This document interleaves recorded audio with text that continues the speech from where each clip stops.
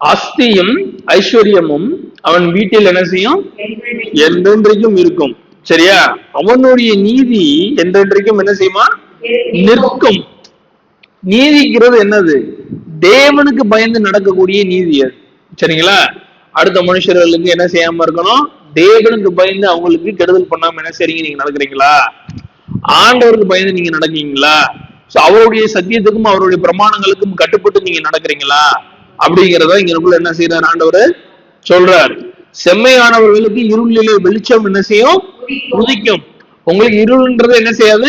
கிடைக்காது. நேர்மையா இருங்க, நேர்மையா பேசுங்க, உண்மையா நடங்க. பார்க்கும்போது அடுத்தவங்க நம்மளை வெறுக்கிற மாதிரி இருக்கும், நம்ம கூட இல்லாத மாதிரி நம்மளுக்கு என்ன செய்யும்? தெரியும். ஆனா ஆண்டவர் உங்களுக்கு எப்பயுமே என்ன செய்வாரு? வெளிச்சத்தை என்ன செய்வாரு? கொடுப்பாரு. உங்களுக்கு என்னைக்குமே இருளே என்ன செய்யாது? இருக்காது. அதுக்கப்புறமேட்டு என்ன? உதிக்கும். அவன் இரக்கமும் மன உருக்கமும் நீதியும் உள்ளவன். சரிங்களா? அப்ப அந்த மாதிரி ஒரு சூழ்நிலை நீங்க என்ன செஞ்சாகணும்? தேவ சமூகத்துக்குள்ள நீங்க வாழ்ந்தாகணும்.